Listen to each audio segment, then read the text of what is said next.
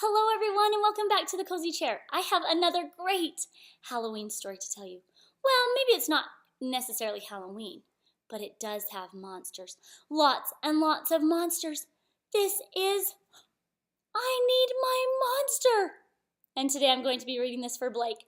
Hello Blake. I hope that you like this book. This is by Amanda Noll and illustrated by Howard McWilliam. Now, I love the illustrations in this book because there are lots of monsters, but don't be scared because they're not too scary, okay? Should we see some of the monsters? Ah, look at all those monsters. Some of them have long necks, some of them have horns, some of them have lots of eyes, some of them only have 2 eyes. Oh my goodness, look at all those funny monsters. Let's see what happens to this little boy. I need my monster. Tonight, when I looked under my bed for my monster, I found this note instead. Gone fishing, back in a week, Gabe. What was I gonna do? I needed a monster under my bed. How was I supposed to get to sleep if my monster was gone? I tried to sleep, but it wasn't the same without Gabe. I missed his ragged breathing, his nose whistling, the scrabbling of his uncut claws. How would I ever get to sleep without Gabe's familiar scary noises and his spooky green ooze? It was no use. Gabe would be gone for a week, and I just had to get a monster. I climbed quietly out of bed so my parents wouldn't hear me. Grown-ups have some strange ideas about monsters under beds. I knocked on the floorboards, then scrambled back under my covers. I waited, nervously. Would a new monster appear? What would he be like? Would his snorting be as cheerful as Gabe's? When I heard some creaking under my bed, I knew that the substitute monster had arrived. Good evening, said a low, breathy voice. My name is Herbert, and I will be your monster for the evening. Herbert? What kind of a name is Herbert? Is that a name for a monster? You don't sound scary at all. Have you ever scared a kid before? Well, no, but I've read all the books on the topic. Do you have long teeth and scratchy claws? I asked. No, but I have an overbite, and I'm a mouth breather. Listen. Herbert's panting was kind of scary, but it wasn't scary enough for me. Listen, Herbert, I'm sorry. I just don't think this is going to work. It's nothing personal, but I really need a monster with claws. Picky, Herbert complained. As you wish, I'll go. There was some more creaking, then Herbert was gone. Some scratching warned me that a second monster had appeared. Good evening, he said in a high, silky voice. My name is Ralph. I understand you need a monster with claws. If you would please lean over, I will hold out an arm for inspection. I crouched over the edge of the bed, hoping to see a horrible, shaggy arm with sharp, ragged nails. Instead, I was surprised to see sleek, brushed fur with smooth, shiny claws. Excuse me, I don't mean to be rude, I asked, but is that nail polish on your claws? Yes, it is, Ralph replied. I believe professional monsters should always be well groomed. I could tell that this was not going to work either. I'm sorry to disappoint you, Ralph, but I need a monster with scary claws. Like Gabe's, I thought. I heard some more scratching, and I knew Ralph was gone. Oh, look at that very big claw. Oh, my goodness. A minute later, a third voice from under the bed rasped, Check out these claws, kids. Kid, I gathered my courage and peered over the edge. The claws were impressive, jagged and dark and razor sharp. So far, so good. I was a little nervous. Could you stick out your tail? I whispered. Sure, but don't get scared.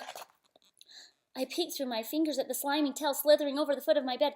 That's when I noticed the bow.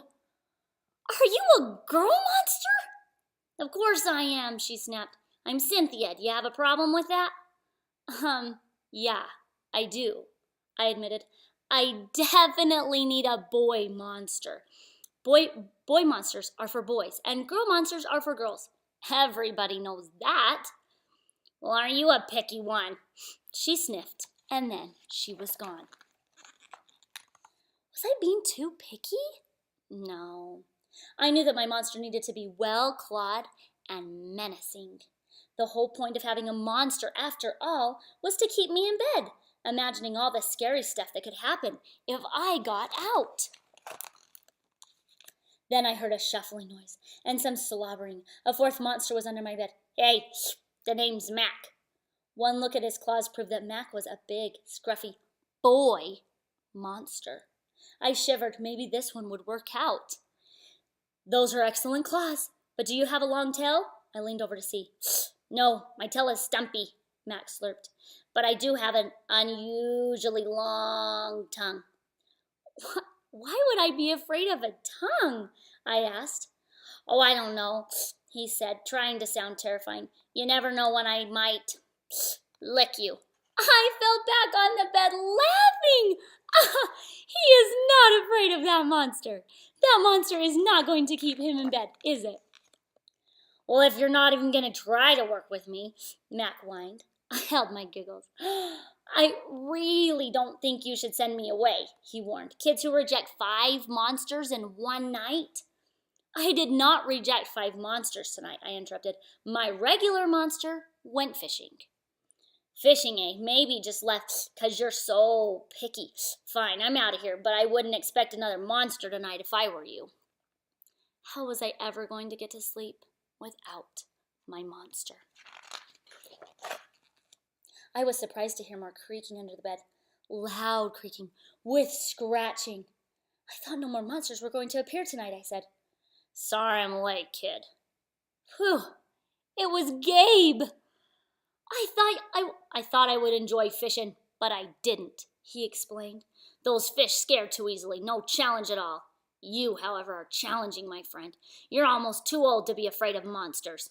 You keep me on my toes. Ah, toes. A delicious snack. The bed quivered as Gabe's stomach rumbled with hunger. Now, if you don't mind, I'd like to start the evening with an ominous puddle of drool. I peeked over the edge of the bed. Green ooze spread soundlessly from underneath. Then the bed trembled as Gabe unfurled his spiked tail. He was daring me to guess where he might pop up. I shivered. Oh, no! So you had some substitute monsters tonight, Gabe said, sharpening his claws on my bedpost. Were you scared? Then Gabe started tapping. I could tell he wanted to know if I still needed him. No other monsters scare me like you, I giggled, diving under my covers and pulling them tight. Through the blanket, I heard Gabe's soft, comforting snorts.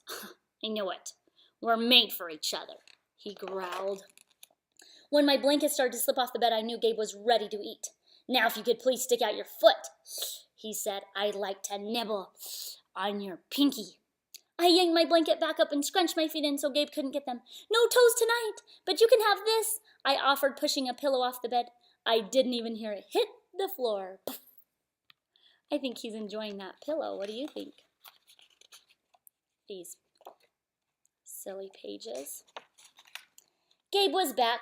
The ooze was perfect. Everything was back to normal. I shivered again. I'd be asleep in no time. That monster helps him stay in his bed. He doesn't want to get out of his bed if he knows that Gabe's under there. Oh my goodness. Well, thanks for coming. And if you like it, give it a big thumbs up. I have another book for you soon that's just about this same little boy. So come back soon. See you next time.